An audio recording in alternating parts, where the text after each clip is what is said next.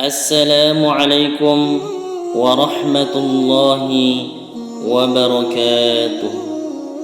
Nahmaduhu wa nusalli wa nusallim ala rasulihil karim. Berikut ini adalah kisah menawan Al-Hasan Al-Basri, sahabat beriman yang insyaAllah dimuliakan oleh Allah subhanahu wa ta'ala.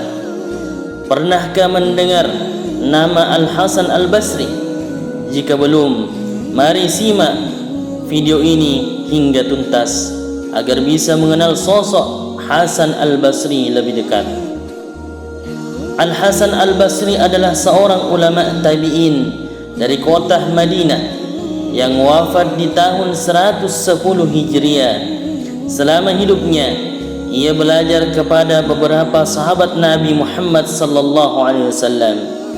Guru-guru tersebut diantaranya An-Nu'man bin Bashir, Jabir bin Abdullah, Ibnu Abbas hingga Anas bin Malik. Lalu apa yang istimewa dari Al-Hasan Al-Basri? Al-Hasan Al-Basri ini terkenal sebagai sosok yang senang menyebarkan ilmu. Ia tidak menyimpan ilmunya seorang diri, akan tetapi ia gemar mendakwahkannya kepada banyak orang. Ia pun terkenal juga dengan nasihatnya yang bijak dan menginspirasi. Sahabat beriman yang insyaAllah dimuliakan oleh Allah subhanahu wa ta'ala dimanapun berada, seperti yang dikisahkan dari kitab Hilyatul Awliya wa Tabaqat yang ditulis oleh Abu Nuaim Al-Isfahani. Suatu hari di majelis ilmu Al-Hasan Al-Basri datanglah Habib Al-Ajami di dalam majelis tersebut. Namun Habib Al-Ajami tidak memperhatikan apa yang disampaikan oleh Al-Hasan Al-Basri dengan baik. Hingga suatu hari Al-Habib Al-Ajami merasa penasaran dengan isi kajian di majelis ilmu Al-Hasan Al-Basri. Ia lantas mencari tahu dari orang yang mengikuti kajian Al-Hasan Al-Basri sebelumnya. Dalam majelis Al-Hasan Al-Basri diceritakan tentang surga dan neraka.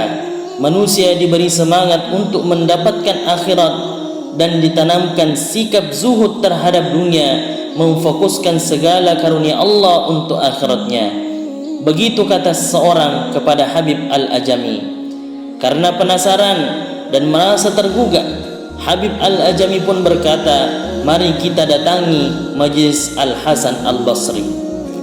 Sahabat beriman, sesampainya Habib Al-Ajami di majelis ilmu Al-Hasan Al-Basri, orang-orang pun lalu berkata, wahai Abu Sa'id, ini adalah Habib Al-Ajami menghadap kepadamu, nasihatilah ia.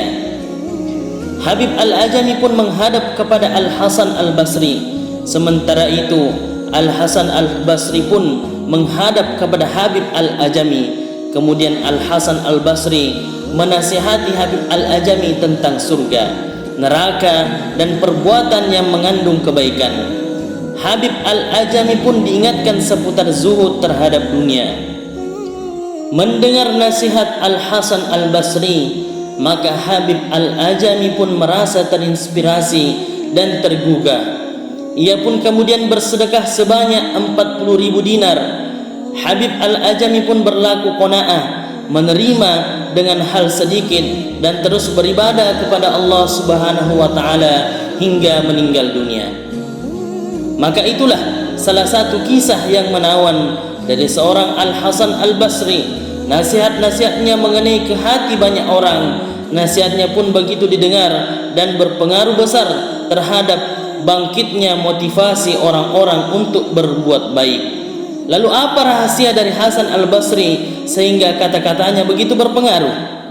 Maka sahabat yang beriman yang insyaAllah dimuliakan oleh Allah subhanahu wa ta'ala dimanapun berada, dari kisah di atas bisa kita ketahui bahwa Al-Hasan Al-Basri adalah sosok yang pandai dalam berdakwah, terbukti dengan sikap lemah lembutnya saat menasihati Habib Al-Ajami. Selain sikap yang lemah lembut, apalagi rahasia dakwah dari seorang Hasan Al-Basri?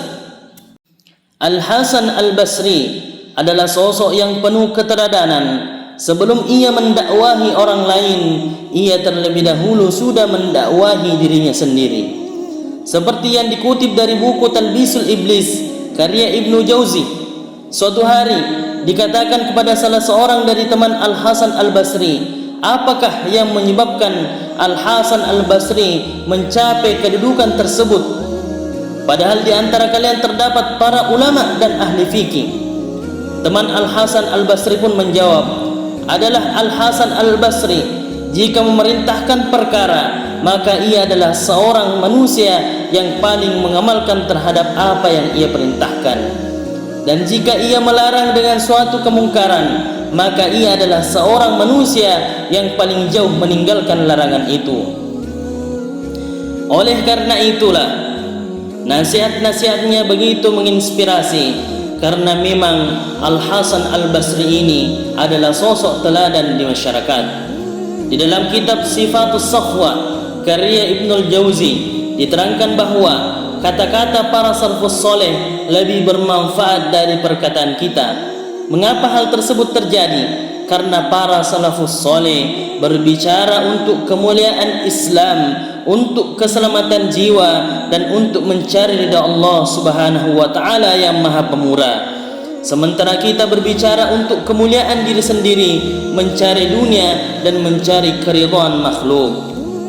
Sahabat beriman yang insyaallah dimuliakan oleh Allah Subhanahu wa taala dimanapun berada, rahasia lainnya dari ulama Al-Hasan Al-Basri adalah semangat yang tinggi untuk menebar nasihat dan berdakwah. Semangatnya tersebut diiringi dengan sikap rendah hati, kelapangan jiwa, dan kefasihan ucapan yang mampu dimengerti dan menyemangati orang lain. Tak hanya itu, Al-Hasan Al-Basri pun sosok yang cerdas dan bijaksana, sehingga kata-katanya menarik untuk didengar banyak orang.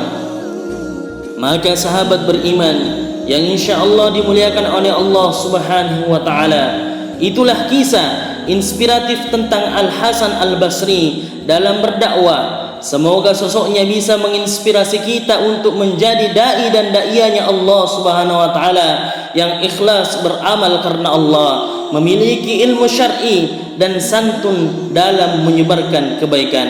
Semoga bermanfaat. Assalamualaikum warahmatullahi wabarakatuh.